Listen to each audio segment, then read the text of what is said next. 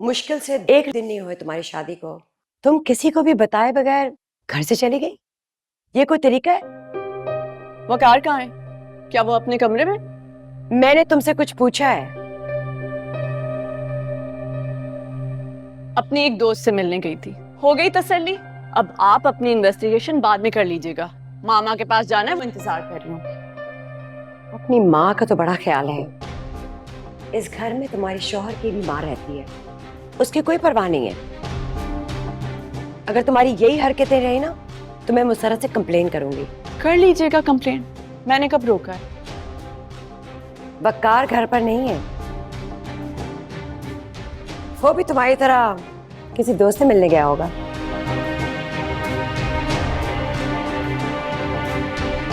उसे कहा भी था कि आज मामा के यहाँ जाना है, फिर भी चला गया। है क्या कह सकते हो, तुम दुल्हन होकर खुद इस तरह सैर सपाटे कर रही हो तो वो तो फिर मर्द है। वो अगर कहीं चला गया तो इसमें क्या बड़ी बात है। तो माँ है ना उसकी, आप तो उसकी इसी तरह हिमायत करेंगी। तुम्हारी भी कुछ लगती हूँ, याद है तुम्हें? आखिर आपकी प्रॉब्लम क्या है?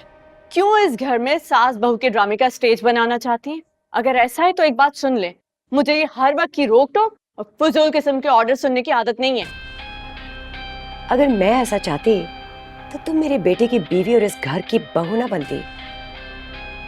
लेकिन अब तो मैं बन चुकी, आपके बेटे की बीवी और आपकी बहू।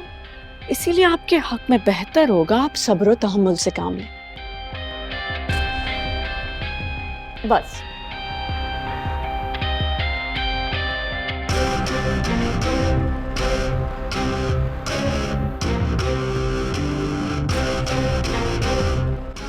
अच्छा, तो सारा बिजनेस जूबी के नाम? मेरा ख्याल है कि तुम्हारे बाबा ने और जूबी के बाबा ने ये सब मिलके किया ताकि तुम कभी भी जूबी को छोड़ने का ख्याल दिल में न ला सको। ठीक कहते हैं, शायद ऐसा ही हो। हमारी शादी नहीं, सिर्फ एक डील है।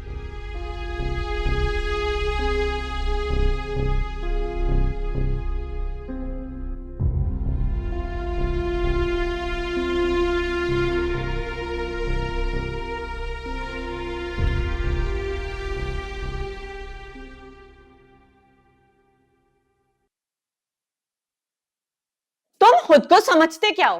कब से मामा डैड हमारा वेट कर रहे हैं और तुम फोन भी नहीं उठा रहे। मेरा फोन साइलेंट पे था। और ये कौन सा तरीका अपने शौहर से बात करने का? अगर तुम मुझे इज्जत नहीं दोगे तो मुझसे भी इज्जत की तवक्को मत रखना। तो तुम अकेली चली जाती ना, किसने रोका था तुम्हें? मुझे कोई रोक भी नहीं सकता, मगर अगर तुम्हें नहीं जाना था तो कम से कम इन्फॉर्म कर देते मुझे। शूज मत उतारो, मैंने खाना नहीं खाया, हमें मामा के घर जाना है। क्या हमारा वहां जाना जरूरी है? नीचे पूछ लो क्या पका हुआ, यहीं खा लेते। अगर वहां जाना जरूरी नहीं तो यहां भी खाने की कोई जरूरत नहीं, मुझे कहीं बाहर ले चलो। मैं आज बहुत थका हुआ हूँ, नींद भी बहुत आ रही है।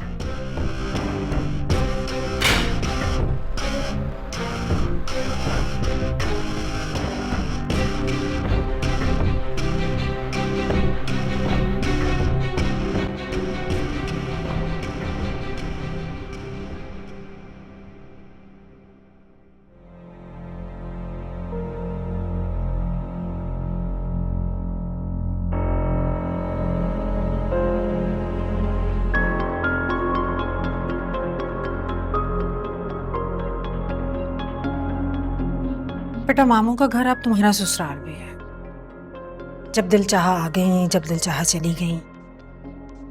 ऐसे मत किया करो, अच्छी बात नहीं है ये। जो कहना चाहती हैं साफ साफ कहें, क्यों घुमा फिरा के क्यों बातें करती हैं?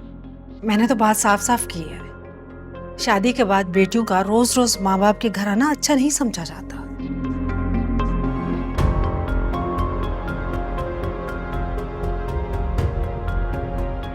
तो आप क्या चाहती हैं, मैं यहाँ ना आया करूं? ऐसी बात नहीं है बेटे, तुम्हारा अपना घर है, जब दिल चाहे आओ, 100 बार आओ। लेकिन मैं दिल से चाहती हूँ कि तुम ज्यादा वक्त अपने ससुराल के साथ और अपने शौहर के साथ गुजारो। ससुराल? My foot. मैं किसी ससुराल को नहीं मानती। क्या हो गया है तुम्हें? इस शादी के लिए तो तुम मरी जा रही थी और अब?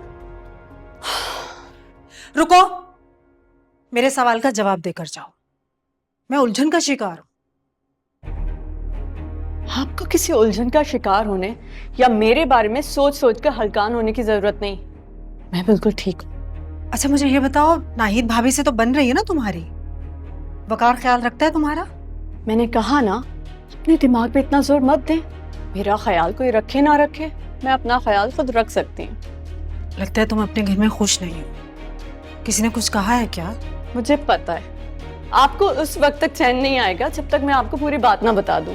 तो ऐसा है माय डियर मामा, ये शादी मैंने घर बसाने या ससुराल में दिल लगाने के लिए नहीं की, कि ये शादी मैंने बदला लेने के लिए की। वकार ने एक मामूली औरत को मुझ पर तरजीह दी, मुझे छोड़कर उससे शादी की। उसका बदला जब तक मैं उन दोनों को बर्बाद नहीं कर दूंगी, मैं सुकून से नहीं रहूंगी। समझ गई आप? क्या कुछ और भी पूछना है? पूछना नहीं, बताना है तुम्हें। इंतकाम के जिस रास्ते पर तुम चल पड़ी हो, उसका अंजाम तुम्हारे लिए भी भयानक होगा। तुम औरों के साथ साथ अपने आप को भी बर्बाद कर बैठोगी। किसको परवाह? मैं तो उस नहज पे पहुंच चुकी हूँ कि हम तो डूबे हैं सनम, तुमको भी ले डूबेंगे।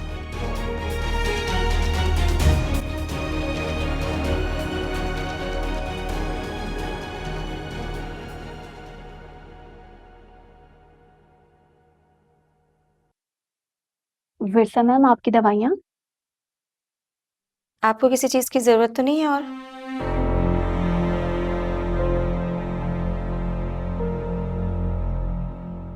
अच्छा हुआ कि तुम आ गई।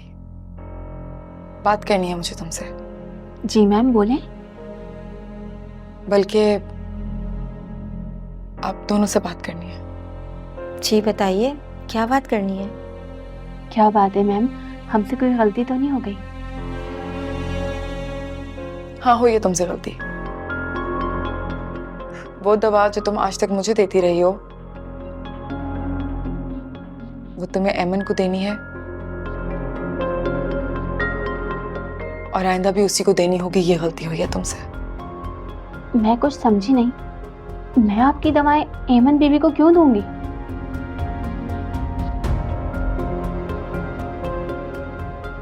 मैंने अपने बहुत से राज बताए हैं आप दोनों को, जिसका मतलब साफ है कि मैं भरोसा करती हूँ आप दोनों पे। अगर आगे भी एक राज बताऊं तो क्या तब भी ये भरोसा कायम रहेगा? जी आप बिल्कुल बता सकती हैं।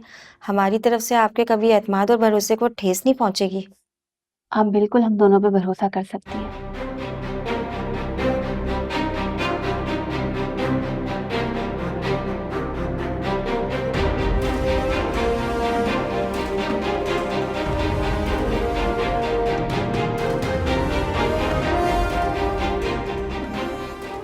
ठीक है, तो फिर सुनो।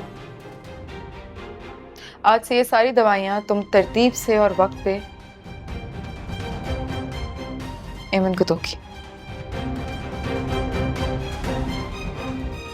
और आप भी आज से मेरे खाने का नहीं बल्कि एमन के खाने का ख्याल करेंगी, क्योंकि माँ मैं नहीं, माँ एमन बनने वाली।